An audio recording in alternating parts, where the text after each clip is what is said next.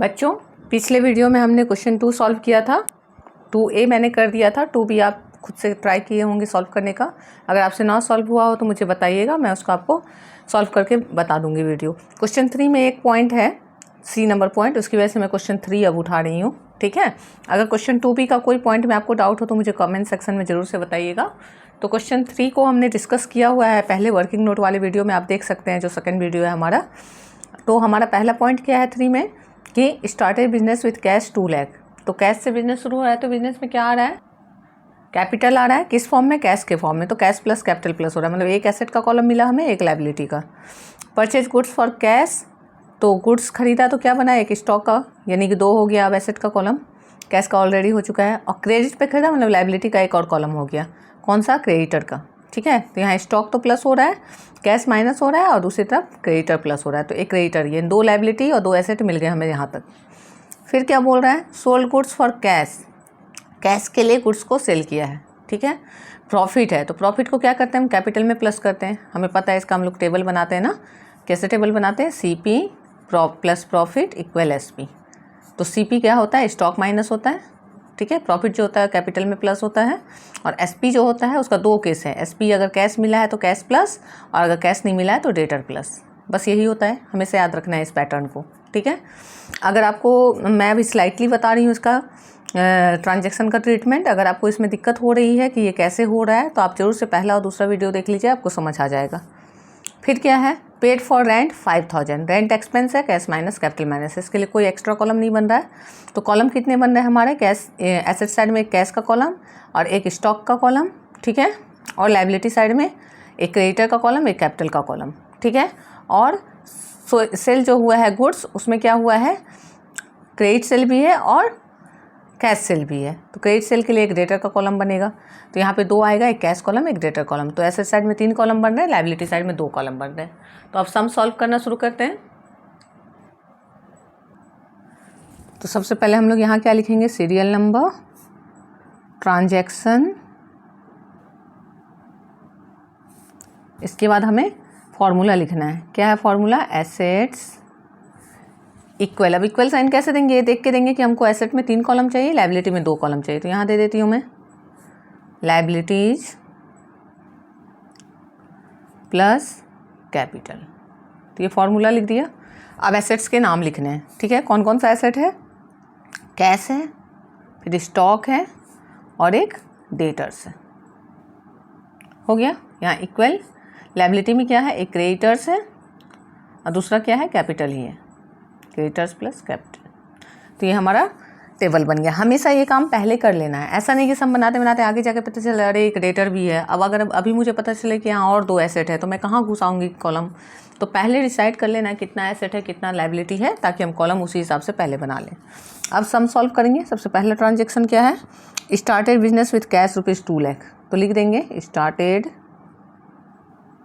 Business with cash ₹2 lakh.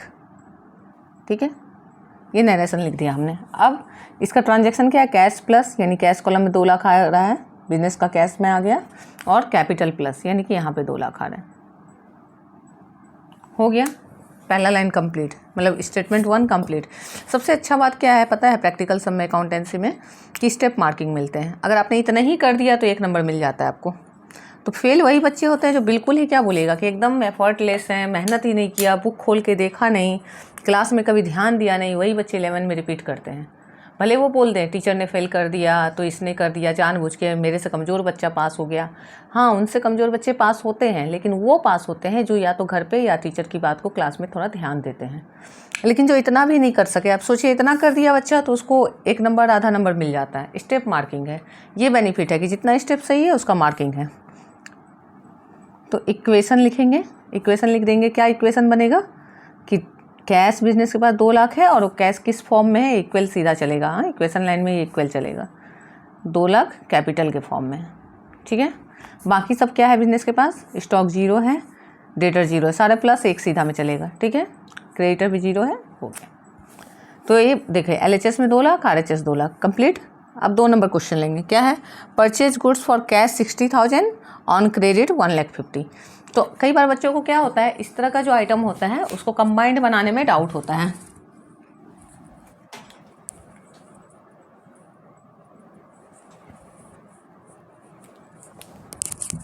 तो अगर आपके साथ ऐसा हो कि आपको कंबाइंड बनाने में डाउट हो तो उसको हम लोग 2 पार्ट कर लेते हैं। क्वेश्चन 2 पार्ट में क्या है, परचेज्ड गुड्स फॉर कैश ₹60,000। क्या है, थोड़ा सा एफर्ट लगे है, थोड़ा एक्स्ट्रा स्पेस लगे, गलत तो नहीं होगा। तो परचेज गुड्स फॉर कैश का तो आपको ट्रांजेक्शन पता है क्या होगा, कैश माइनस कैश चला गया बिजनेस से और स्टॉक प्लस कितना 60,000, इतना तो पता है। फिर एक और लाइन मान लेते हैं, इसी में एक और क्वेश्चन है। क्या है question, on credit, on credit, credit पे भी गुड्स परचेज हुआ, कितना का, ऑन क्रेडिट ₹1,50,000। तो और गुड्स आया कितना का, 1,50,000। तो फिर स्टॉक प्लस होगा 1,50,000। लेकिन इस बार कैश नहीं गया बिजनेस से। तो जब आपने अभी पैसा नहीं दिया, सामान लिया, मतलब क्या, ये वाला 60,000 तो इधर माइनस इधर प्लस हो गया, ख़त्म हो गया। लेकिन ये 150 इधर प्लस तो हुआ लेकिन कहीं माइनस नहीं हुआ, यानी ये बच गया। तो बच गया तो कहाँ जाएगा, RHS में जाएगा। तो किस हेड के अंदर जाएगा, क्रेडिटर्स की, क्रेडिट में परचेज हुआ है। तो ये 1,50,000 यहाँ आएगा। तो ये मैंने 2 लाइन में कर दिया। 2 लाइन में करने से क्या हुआ कि आपका कन्फ्यूजन दूर हो जाएगा।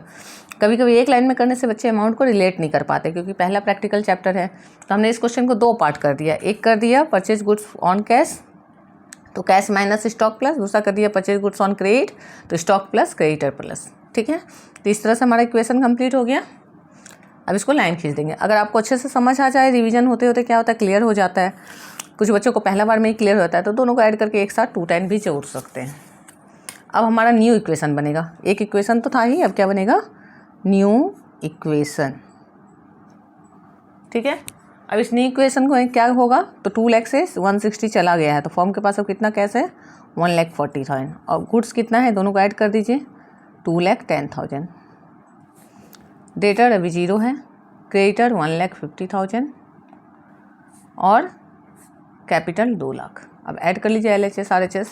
इधर देखिए कितना, 10 और 40 50, 3,50,000। इधर भी 3,50,000 मैच कर रहा है। फिर थर्ड नंबर इक्वेशन लेंगे। क्या है, sold goods for cash costing 40,000 at a profit of 20% and on credit costing 72,000 at a profit of 25,000। इसको भी 2 पार्ट में बना लेते हैं। ठीक है, क्योंकि अभी हम लोग बिगनर हैं, नया नया सीखना है, तो ज़्यादा कॉम्प्लिकेटेड नहीं करना है, शॉर्टकट में नहीं जाना है। तो सबसे पहले लिखेंगे सोल्ड गुड्स फॉर कैश, मतलब कैश सेल्स है। ठीक है, कितना कॉस्टिंग है 40,000, कॉस्टिंग ₹40,000 और प्रॉफिट क्या है 20%, एट 20% प्रॉफिट। तो CP को कहाँ से माइनस करते हैं, स्टॉक से। तो 40,000 है CP, तो स्टॉक से माइनस कीजिए, 40,000 हमने माइनस किया। और यहाँ अपना समझने के लिए यहाँ लिख लेंगे, हर क्वेश्चन में लिखेंगे, क्योंकि यही वाला टॉपिक है जिसमें बच्चे गलती करते हैं। सेल का जैसे ही केस आ जाता है ना, सेल का केस आता है जैसे ही, बस बच्चे एग्ज़ाम में गलती कर देते हैं, क्योंकि अभी एग्ज़ाम होते होते आप बहुत सारे चैप्टर पढ़ लेते हैं तो याद नहीं रहता है।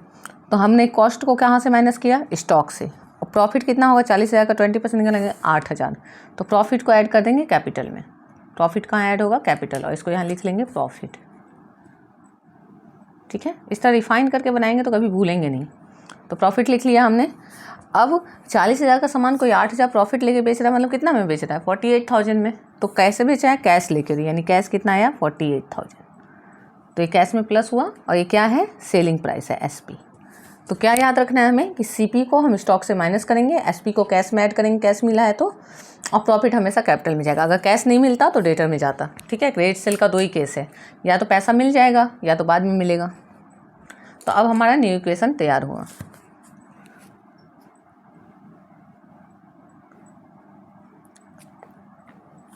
ओह, एक ट्रांजैक्शन बचा हुआ है ना, इसका 2 है ना, 2 पार्ट करना था, तो अभी हम लोग लाइन नहीं खींचेंगे। अब इसका सेकेंड पार्ट करेंगे जो क्रेडिट सेल था।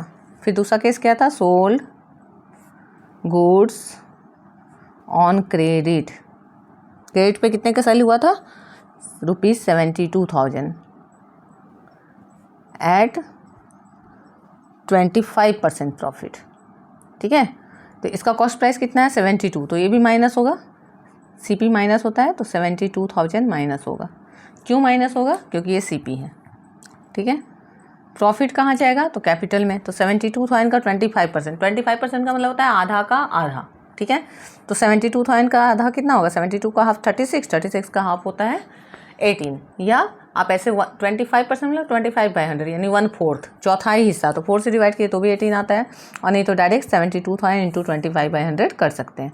तो 18,000 प्रॉफिट है यहाँ क्रेडिट सेल में, तो भी यहाँ लिखाएगा प्रॉफिट। हो गया, 2 प्रॉफिट था, दोनों को ऐड कर रहे हैं हम लोग। अब 72,000 का सामान दे रहे हैं, 18,000 प्रॉफिट हो रहा है, मतलब सेल कितने में कर रहे हैं, 72 + 18 कर देंगे तो कितना आ जाएगा 90,000। तो 90,000 अभी कैश नहीं मिल रहा है, तो बाद में मिलेगा, तो क्रेडिट सेल से क्या बनता है, डेटर्स, यहाँ आ जाएगा 90,000। ठीक है, अब हमारा इक्वेशन कंप्लीट हुआ। मतलब हमने क्या किया, एक लाइन का काम को 2 लाइन में बना दिया, एक कैश वाले का लाइन और एक क्रेडिट वाले का लाइन।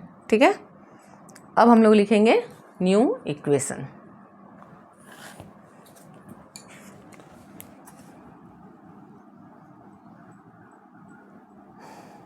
अब न्यू इक्वेशन में क्या होगा, ये दोनों ऐड हो जाएगा तो 1,88,000। ठीक है, यहाँ क्या आएगा प्लस, कितना हो रहा है, तो ये दोनों माइनस होगा। ठीक है, तो 2,10,000 से आप 40,000 को माइनस करेंगे तो 21 से 4 जाए 17 बचेगा, और फिर 1,70,000 से 72,000 को माइनस करेंगे। या फिर आप क्या कर सकते हैं, कैलकुलेटर यूज कर सकते हैं। अगर आप मैनुअल कैलकुलेशन करते हैं माइनस करके खुद से तो ज़्यादा अच्छा है, क्योंकि अलग अलग स्कूल्स पता नहीं 11 में बच्चों को कौन सा स्कूल अलाउ करेंगे और कौन सा नहीं अलाउ करेंगे। तो ये 2,10,000 है, उससे हमने माइनस किया कितना 40,000। ठीक है, तो कितना बचा हमारे पास 170, फिर माइनस कर दिया कितना 72,000। ठीक है, तो कितना बचा हमारे पास 98,000। हम लोग यहाँ क्या लिख देंगे 98,000। हो गया, डेटर्स अब कितना हो गया 90,000। अब यहाँ क्या लिखेंगे, इक्वल। इक्वेशन जब भी लिखेंगे ना तो यहाँ इक्वल लिखेंगे। पहले से कितना है क्रेडिटर 1,50,000 प्लस, अब ये कितना हो जाएगा, तो 18,826 होता है, 2,26,000। हो गया, अब हमें इक्वेशन चेक करना है कि दोनों साइड इक्वल है कि नहीं। चलिए चेक कर लेते हैं। 1,50,000 प्लस 2,26,000, तो 1,50,000 प्लस 2,26,000 कितना आ गया 3,76,000। LHS में चेक कर लेते हैं। 1,88,000 प्लस 98,000 प्लस 90,000, 3,70,000, दोनों साइड इक्वल है। ठीक है, यानी यहाँ तक इक्वेशन हमारा मैच हो गया। अब 1.4 नंबर पॉइंट है, जो कि सिंपल सा पॉइंट है, क्या, पेड फॉर रेंट। तो रेंट पेड के लिए हम लोग क्या लिखते हैं, सिंपल लिखेंगे, रेंट पेड ₹5,000, 5,000 का रेंट पे हुआ है। तो रेंट पेड यानी एक्सपेंस, एक्सपेंस के लिए क्या होता है, कैश माइनस, और क्या होता है, कैपिटल माइनस। दोनों जगह 5,000 माइनस हो जाएगा। बस हो गया, इतनी करना था। इसको हम लोग लाइन खींचेंगे, और लाइन खींचने के बाद और एक लाइन खींचेंगे, क्योंकि ये फाइनल इक्वेशन हो गया। तो यहाँ क्या लिखेंगे, फाइनल इक्वेशन। क्वेश्चन यहाँ हमारा कंप्लीट हो गया। अब यहाँ क्या लिखेंगे, 1,83,000 माइनस हो रहा है, ब्रैकेट है मतलब माइनस है, प्लस 98,000 प्लस 90,000 इक्वल 1,50,000 प्लस 2,21,000। और दोनों साइड LHS RHS ऐड करके चेक कर लेंगे इक्वल आ रहा है कि नहीं। इक्वल ही आएगा, अभी 376 आया था और 5 दोनों साइड माइनस हो रहा है, तो 371 आएगा। देखिए इधर दिख ही रहा है 3,71,000, और इधर भी देखिए 8 3 11 1 कैरी हुआ, 9 9 10 18 1 19 और 8 17 2 1 3 आ जा रहा है इक्वल। तो इस तरह से हमारा क्वेश्चन नंबर 3 कंप्लीट हो गया। इसका सबसे इंपॉर्टेंट पॉइंट क्या था, सेकंड पॉइंट और थर्ड पॉइंट। थर्ड पॉइंट को बहुत ध्यान से सीखना है, और सेकंड को भी। इन्हीं दोनों पॉइंट में बच्चे एग्जाम में गलती करते हैं।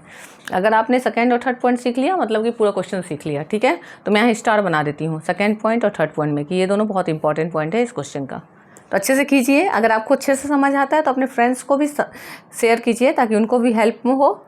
और वीडियो को जरूर से लाइक कीजिए, सब्सक्राइब कीजिए और बने रहिए वीडियो के साथ।